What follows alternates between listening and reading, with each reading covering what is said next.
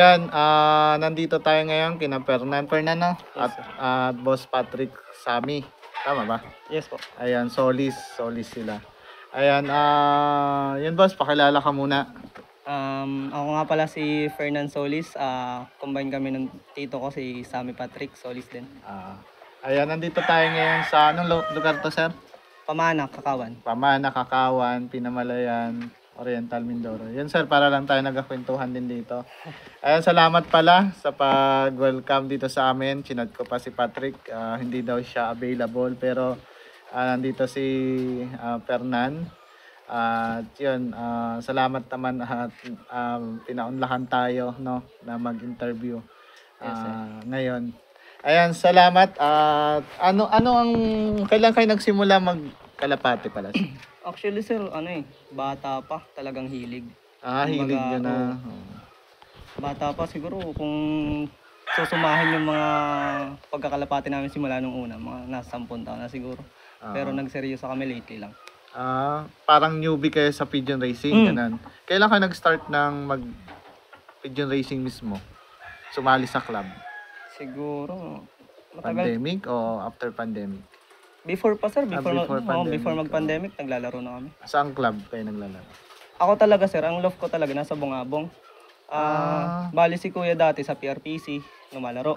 Ikaw Tapos, sa BRPC? Sa BRPC pa ako. Tapos, nagsabay ba tayo doon? Parang sir, nagsabay tayo. BRPcom? Sa BRPcom. 2015, 2016 ako doon eh.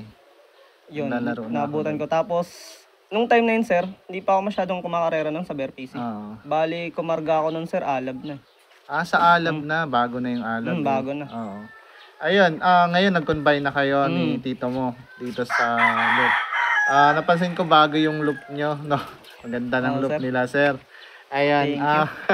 Ayan, kamusta naman sir ang bakit kayo nag-improve ng loop ngayong season na to? Kumbaga, sa amin sir, sa akin lang kung ako tatanungin. Kasi hilig Kumbaga, yung mga ibon kasi, yung ibon na alaga namin, parang kaibigan ko na rin kung ituring. Gusto ko lagi ako nakatambay sa loob ng loop.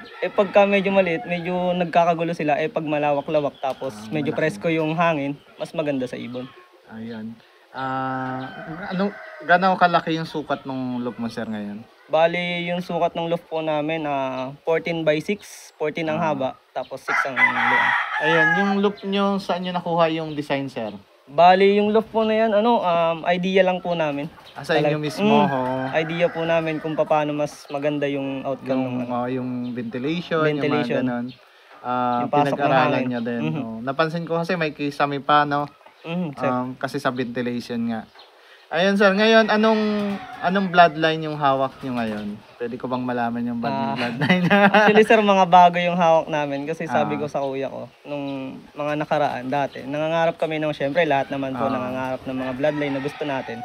Sabi ko, kuya kuha tayo kasi matagal na tayo nag-aalaga. Parang gusto ng lahat ng fans here manalo.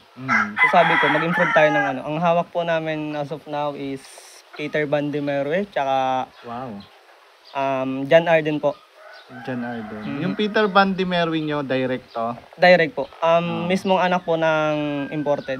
Galing kay Peter Van de Merwe sa ibang bansa. Sa ibang bansa. Bali galing kay LBC, no? LBC po. Bali po siya, nakuha po namin is Island Born na po. Island Born na, oo. Galing po kay Sir LBC. Yung mga PMB nyo is itim. Pero line ni Gwilyn? Gwilyn mismo. Kasi yun, isa sa magaling na pag-ibon sa international, si Peter Van de Merwe. Yung John Arden yan, saan galing?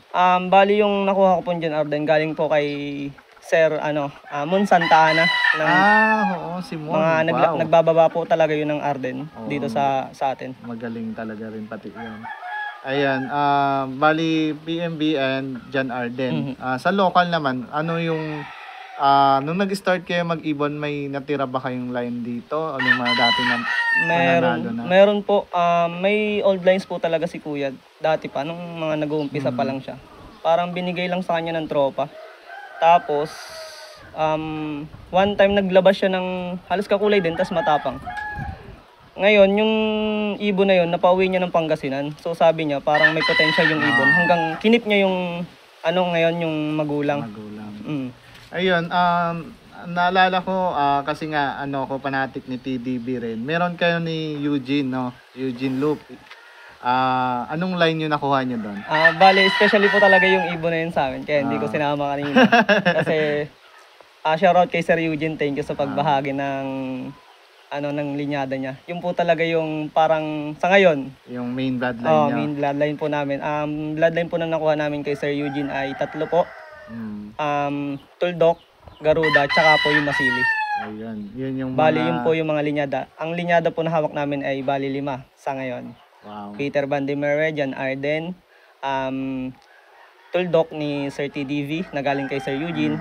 Tapos Garuda, tapos yung Masili po. Ang ganda ng race nila TDV ngayon, nila Eugene, no? Hopefully po, makasama din. Makasama. Bali yun, si Toldo kasi yun yung mga talagang line ni Eugene eh. Yes po. Ibig sabihin ngayon, maglalaro ka ng Toldok line sa Yes po. South ngayon? Yes po, naglalaro po kami ngayon ng line ng Tuldok. Second lap na. Meron ngayon doon. Meron po. Ayan, good luck sa inyo doon sa Thank you po. line na yon. Alam kong papalo yon. Matibay yon. Ayun, anong adjustment nyo ngayon sa bagong loop nyo? Ano yung sistemang ni-start nyo na ulit? Bali, sa sistema po namin, like normal lang po, pagparunda, kumbaga, mas sinasanay ko sila sa stick dahil mas malaki yung loft namin, mahirap maguli, mahirap magpapasok. So, kailangan, sabi nga nila, kailangan yung ibon yung sumunod sa atin, hindi tayo yung sumunod sa ibon. So, ini-stick ko talaga sila. Kung ayaw nila pumasok, ini-stick ko sila sa labas, bahala silang magutom. Kasi ang nasa isip ko, kailangan sila yung sumunod sa akin eh. Hindi yung, kung kailan lang sila papasok, tsaka ako sila papatokin, hindi po. Pag oras ng patoka, talagang patoka. Dapat tumuka sila. Kung ayaw nila pumasok, wala silang kain. Ganun po yung sistema ko. Dahil malaki yung loft, ang hirap po magpapasok talaga. Kailangan tutukan, stick, ganyan. Sa pagpapakain, sir, anong oras kayo mostly nagpapakain? Mostly po nagpapakain ako mga 8, ganyan po. Or minsan 7:30. Paronda muna yan. Paronda po muna. Pero pag katulad po ngayon, syempre hindi naman po agad bumababa ibon. Usually po, nangyayari po sa akin ngayon dito, 8 po talaga. 8 po ako. Ibig sabihin yung nilalaro ngayon sa South, dito na bumababa sa bagong dito na po. loop? Dito na po. Kailan Kasi- ba natapos to? Late lang po, siguro 1 week before mag-start yung race. Buti na pumapasok. Yung nangyari po kasi, sabi ko, nung nag-i-start po yung loop, di ba, open po lahat. Hinayaan po namin alpas yung ibon. Hanggang sa sabi ko, sama na rin sa training nila, kahit may tao papasok yan kung talagang gusto. Open yung loop namin, pagdating ng hapon, pumapasok sila. Until pa-close yung loop, natututo silang pumasok ng pumasok. Ibig sabihin dyan din yung loop nyo dati? Diyan na rin, ito na rin. Yan na rin. Kaso maliit lang siya, etong kalahati na to. 4x6. 4x6. Ayun, buti na, ano na yun, napasok naman talaga rin, no?